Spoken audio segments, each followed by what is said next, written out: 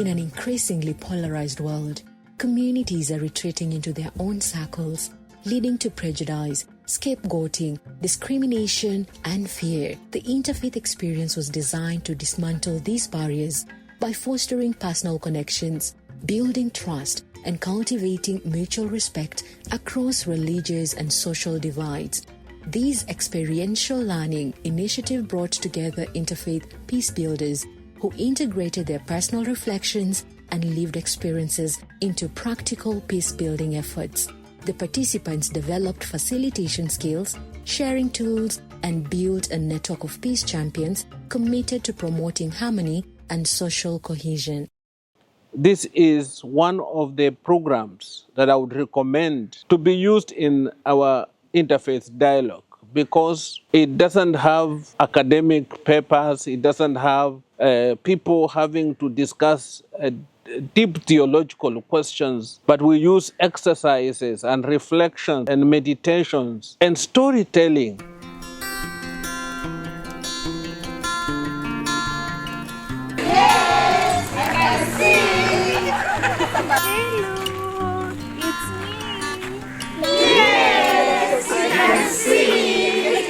The days would start with a session of mindfulness meditation, where participants were guided on how to intentionally pay attention to the present moment, thoughts, feelings, and sensations to cultivate a state of calm and clarity to help reduce stress, improve focus, and promote emotional well-being.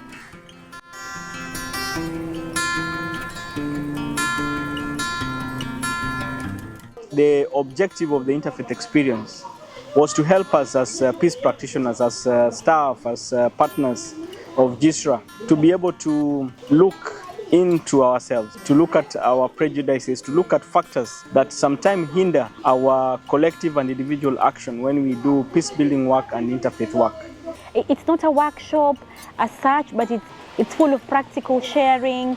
It's full of, giving live experiences. The training is for TOTs.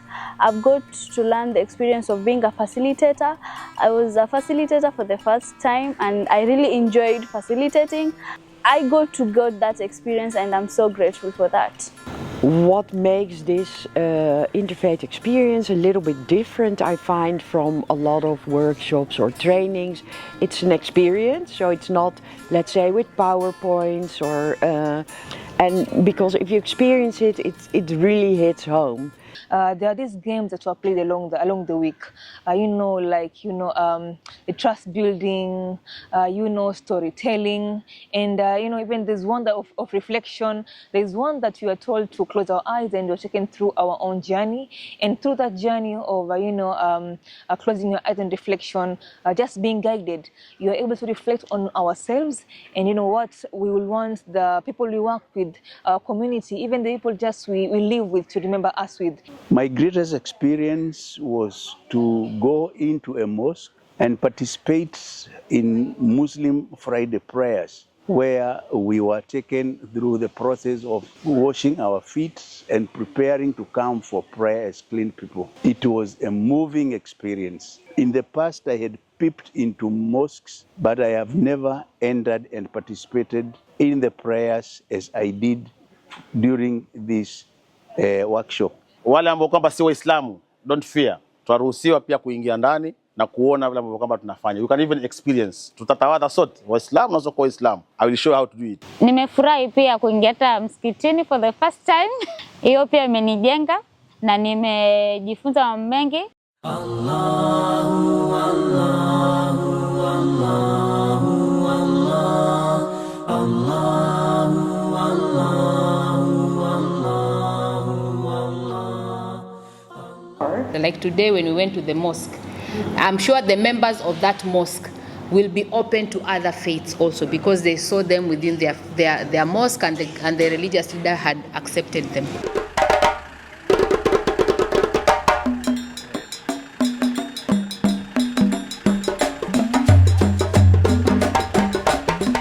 Hiki kituo kinasimamia Kayagiriama Galana.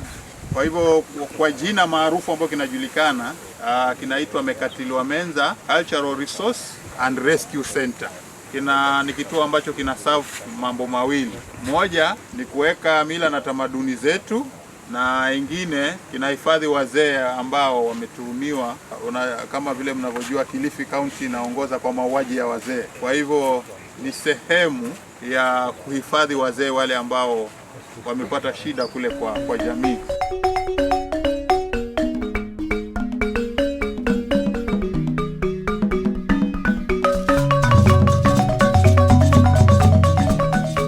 And today when I see the Kaya people, I have something to explain to people who they are, what they believe in. Hii generation yetu hatufuatilii mambo yetu ya culture.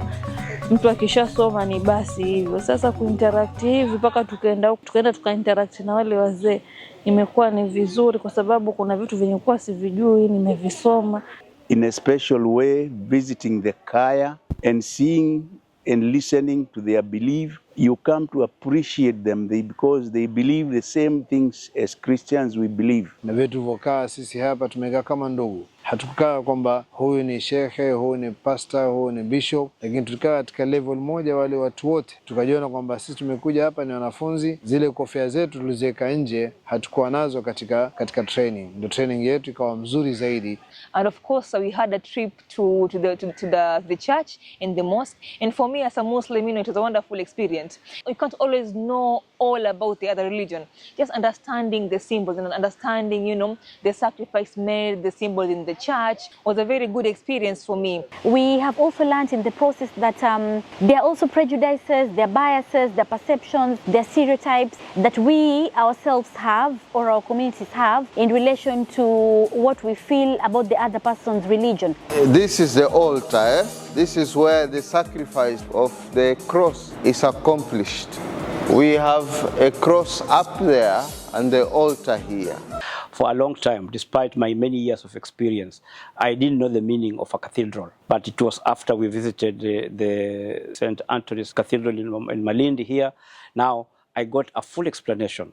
Yes, maybe religions could have some similarities, but the differences also makes the beauty. Our diversities is our strength. Tofauti ni dini, kila mmoja kuna dini yake na imani yake, lakini kuna mambo ambayo yanatuweka pamoja kuweza kukubaliana na kuweza kukaa na kusameheana.